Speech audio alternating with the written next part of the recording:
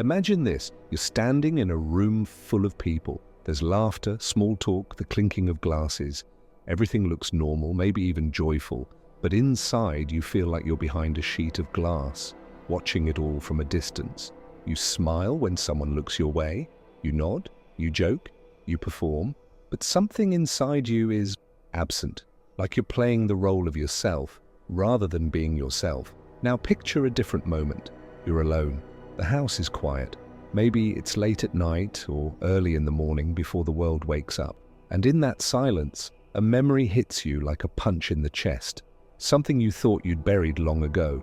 It stirs an ache you can't quite name, a heaviness you carry like a second skin. You don't know why it still hurts. You don't know why it still shapes how you move through the world, but it does. You don't need a clinical diagnosis to know what trauma feels like. Sometimes it screams, but more often it whispers, quietly distorting your reality, rewriting the rules of who you're allowed to be. It's in the way you flinch at kindness, in the way you sabotage joy, in the way you chase things that wound you and run from things that heal you.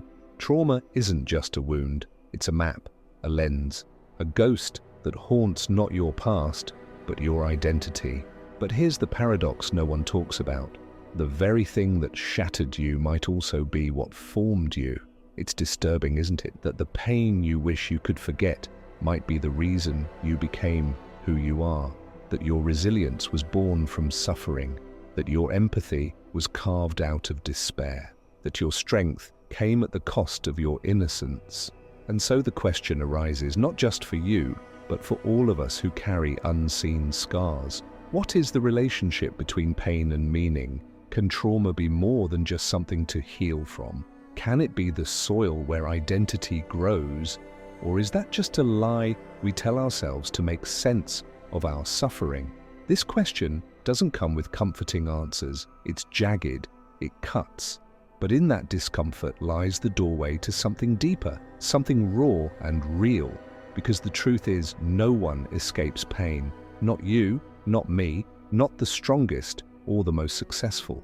But what separates those who are broken by suffering from those who are transformed by it? Is it mindset, luck, therapy, ?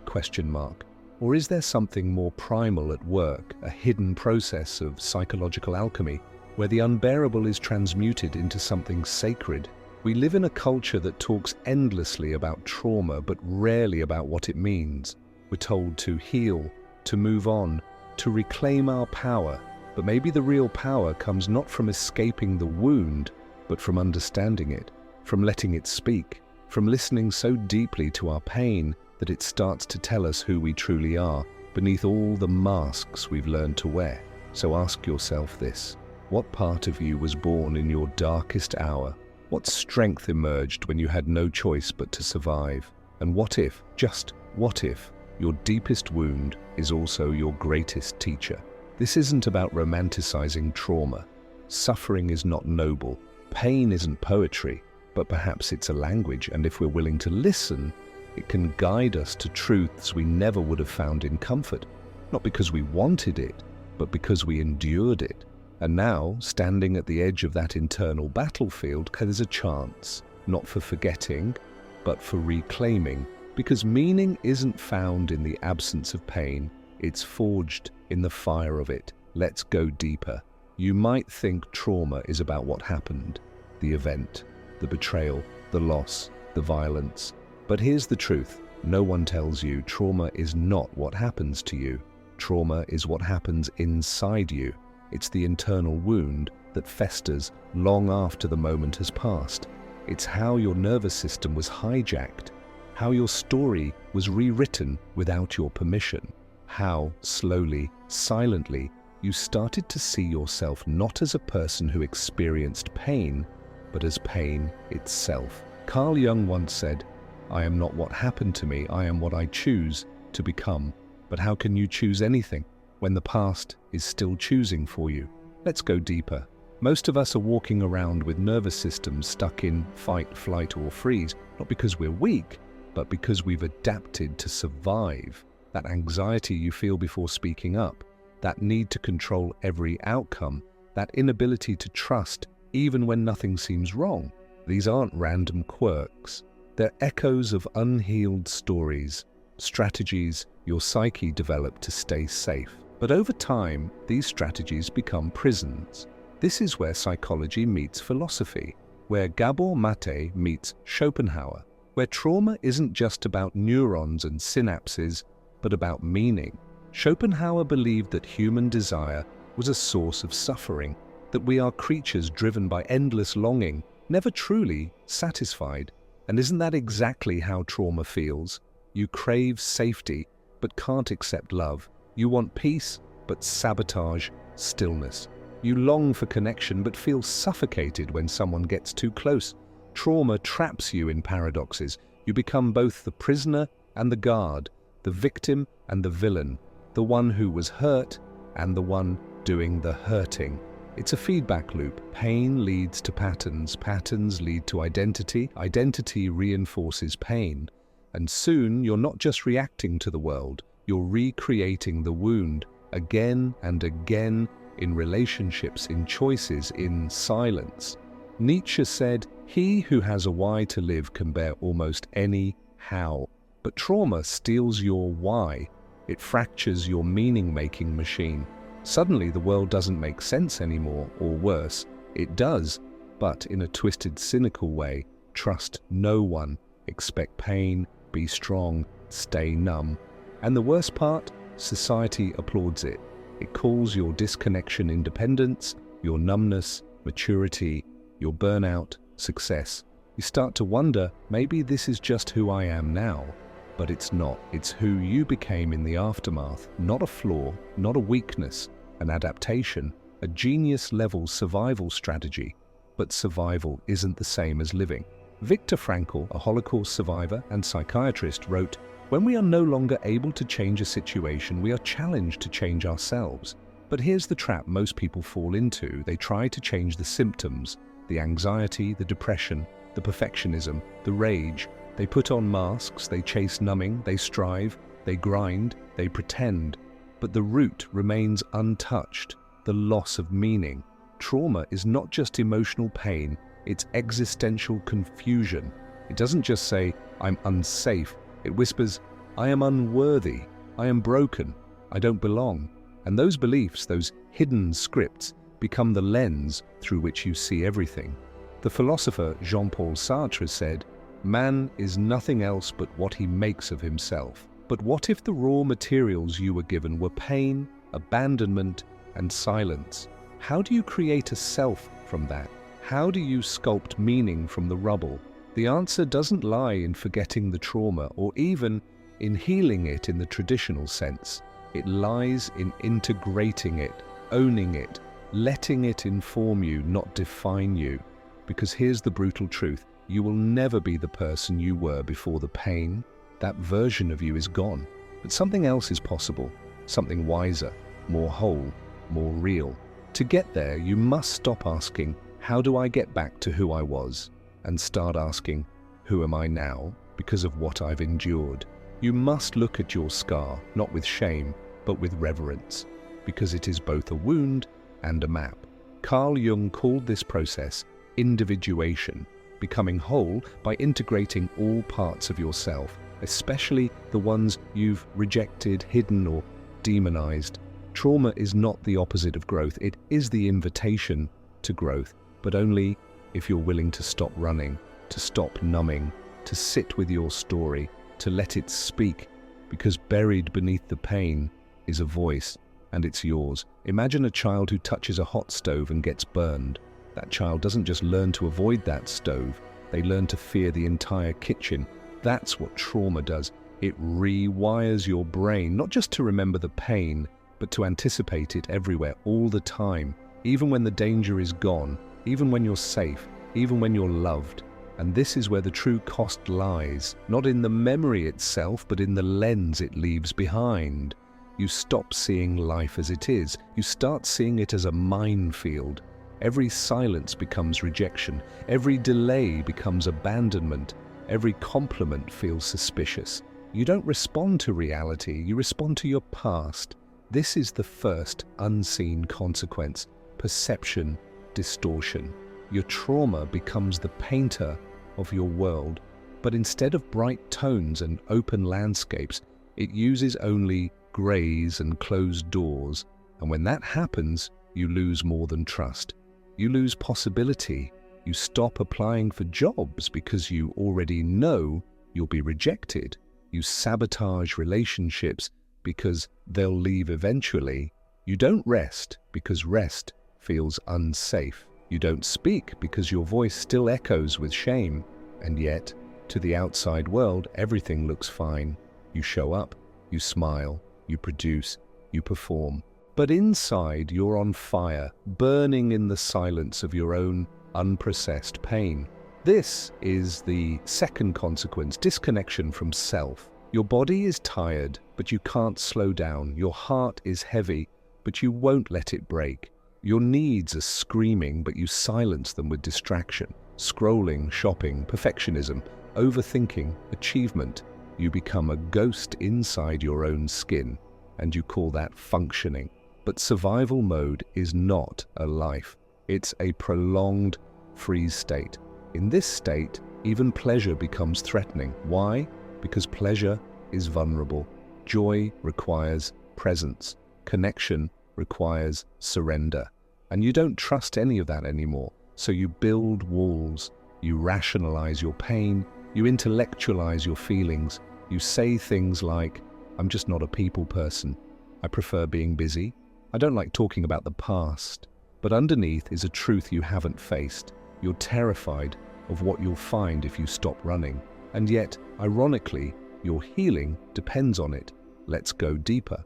In the 20th century, psychologist Bessel van der Kolk coined the phrase, "The body keeps the score."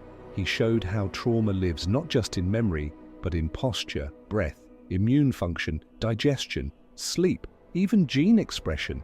It's why a smell can make your chest tighten, why a tone of voice can make you flinch, why you feel exhausted even when nothing happened, because something did happen. Your nervous system remembered. This is the third consequence, somatic imprisonment. Your body becomes the jailer of a past your mind tried to forget. You hold your breath because you were once silenced. You clench your jaw because you once had to stay strong. You avoid eye contact because vulnerability was once dangerous. But over time, these defenses calcify. They become your personality, your normal, and then you forget who you were before the armor. This is the final, most tragic consequence, the erasure of the authentic self. You see, trauma doesn't just wound you, it replaces you with a version of you that is safer, smaller, less alive. You might think you're free because you've moved on, but moving on isn't healing, it's just forward motion. True healing is about returning to the parts of you that had to go into hiding, the playful one, the hopeful one, the vulnerable one, the dreamer. They're still in there, but they've been buried under layers of shoulds, musts, and I can't go there. Here's the cruel irony. The very adaptations that kept you alive are now the very things keeping you from truly living. And so most people live in quiet contradiction. They long for intimacy, but fear being seen. They crave rest, but equate stillness with danger. They want purpose, but feel unworthy of it. And in this tension, meaning decays. As Nietzsche warned, when we are tired, we are attacked by ideas we conquered long ago, because exhaustion weakens your defenses. And when that happens, the ghosts come back. So what do? We distract ourselves, we over-explain, we overwork, we numb. But all this does is deepen the trance. We become characters in a story we didn't write, but keep reenacting. A story where pain has the final word. But what if that isn't the end? What if trauma's deepest impact is also its most sacred invitation?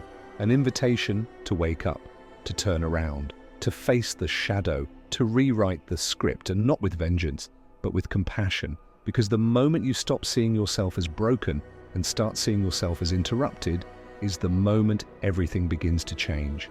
Let's be honest, most people don't wake up one morning and decide, today I'll confront my deepest wounds. It doesn't happen like that. It starts in silence, in a moment you didn't expect. Maybe it's a quiet drive or a sudden pause in a conversation. Maybe it's the way someone looked at you with real kindness and you didn't know how to receive it. Maybe it's the moment you realize your success didn't silence the ache and suddenly there's a crack, not a breakdown, but a breakthrough. That's where the rebellion begins, not with a roar, but with a whisper. This isn't who I really am. From that whisper comes a new path, radical, uncomfortable, and completely counter to everything trauma taught you. Because healing isn't about going back to how you were before. It's about creating someone new with what you've survived. You cannot heal what you won't name, and trauma is a master of disguise. It doesn't show up saying, "Hello, I'm trauma." It says, "I'm just anxious. I'm just tired. I'm just not good at relationships." But if you look closely, you'll notice patterns. Same reactions, same spirals, same emotional explosions or shutdowns. That's not just the way you are. That's a survival script. Awareness is the first act of rebellion. When you become curious instead of critical, when you pause and ask, "Where did I learn this? Who was I trying to protect?" Suddenly, your shame turns into understanding. We live in a culture that worships speed, quick fixes, fast growth, instant results.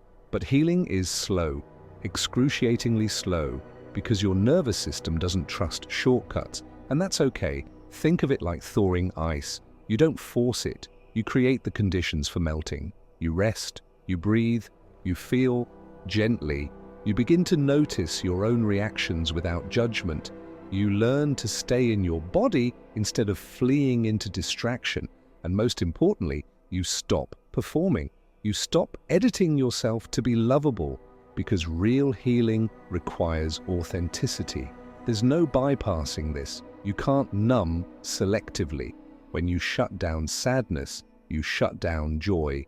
When you avoid grief, you avoid love. As Carl Jung said, one does not become enlightened by imagining figures of light, but by making the darkness conscious. To reclaim your life, you must walk through the fire. This doesn't mean drowning in emotion. It means making space for it, creating safe containers, therapy, journaling, solitude, where your pain can breathe without taking over.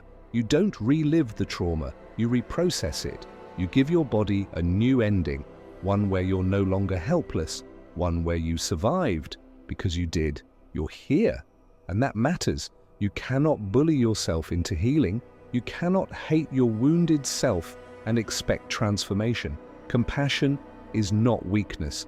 It's discipline. It's holding your younger self with tenderness instead of blame. It's saying, "Of course you did that. You were trying to survive." It's understanding that growth is not linear. You'll regress. You'll overreact. You'll fall back into old habits. But each time you return to presence, return to yourself, you reclaim a piece of power. You rewrite your narrative, not "I'm broken," but "I adapted, and now I choose differently." You don't heal in isolation.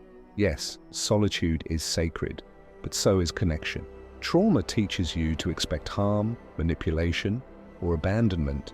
So healing involves experiencing the opposite.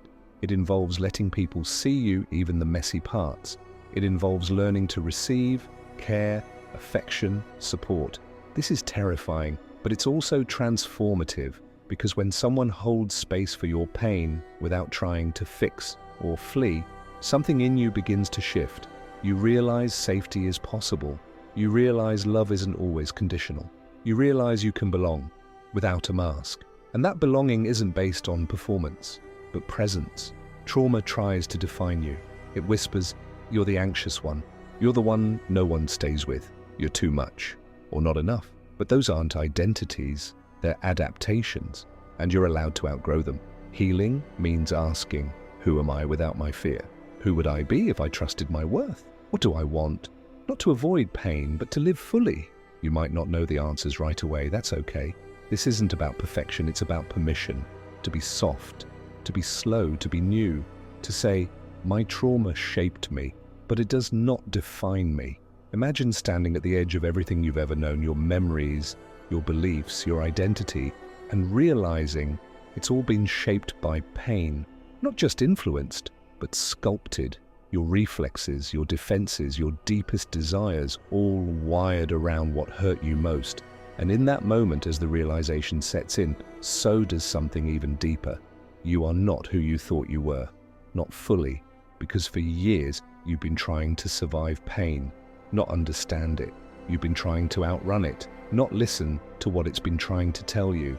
But pain isn't just a wound.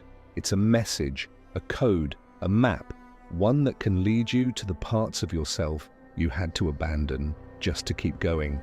And here's the truth most people never see. Your pain was never the enemy. Your avoidance of it was. From the outside, you look like a person, but inside you've become a fortress, a reaction, a camouflage. You developed habits that were never really yours. You chased goals, not because you truly wanted them, but because they promised relief. Relief from the anxiety, relief from the silence, relief from the feeling that something was wrong with you. So you told yourself a story with just enough logic to seem true. I just like staying busy. I don't need anyone. I'm not emotional. But now you see it clearly. That was never authenticity. That was survival. The you became was a response to pain. Here's the twist. The very thing you tried to bury, your trauma, your grief, your confusion, is the only thing that can lead you home. Because in facing it, you begin to see the outline of who you really are, beneath the armor. That's what Carl Jung meant when he said, "The privilege of a lifetime is to become who you truly are." But how do you become that? You don't force it. You remember it. You trace your story not to blame, but to recover the child who felt too much. You find the dreamer who stopped dreaming, the lover who stopped trusting, the artist who stopped creating. And in reclaiming those lost selves, you feel something unfamiliar but deeply right. You feel whole. Viktor Frankl, survivor of the Holocaust, once said, "In some ways, suffering ceases to be suffering at the moment it finds a meaning." That's not romanticism, it's revolution. It means that your worst moments don't have to be dead weight. They can become raw material for wisdom, for empathy, for connection. You stop asking, "Why did this happen to me?" And you start asking, "What can I make from it?" Not because it was fair, not because it was right, but because you refuse to let it be meaningless. Because meaning isn't something you find, it's something you build from the ruins. Here's the paradox. You cannot erase what happened, but you can reclaim the narrative. Instead of being the victim of your story, you become its author. You decide how the pain lives in you, as bitterness or as depth, as fear or as fire. And the moment you make that choice, you are no longer defined by what broke you. You are defined by what you did with the breaking. Most people search for identity like it's a buried treasure, hidden under a job, a title, a role. But identity isn't something you discover, it's something you forge. And the forge is fire, pain, honesty, self-examination. The scars you carry, emotional, psychological, are not proof of weakness. They're proof that you were there, that you faced it, that you lived through it. They are evidence you didn't collapse, you transformed. And that transformation was not about fixing yourself. It was about coming back to yourself, layer by layer, truth by truth. In the end, healing is not about becoming untouchable. It's not about becoming a new person. It's about becoming more yourself than ever before, because now nothing is hidden. The hurt child, the angry teenager, the numbed out adult, they all live inside you. But instead of fighting for control, they've finally been heard. And now you lead. You, the integrated self. The self who can remember and still move forward. The self who no longer fears the past because you've wrestled it into meaning. Wholeness is not about erasing pain. It's about weaving it into something beautiful. A story, a philosophy, a mission. It's about saying, "This is who I am." Not despite the pain, but because of how I transformed it. So when someone asks you who you are, don't tell them your job. Don't tell them your achievements. Don't even tell them your trauma. Tell them this: "I am the meaning I made from my pain."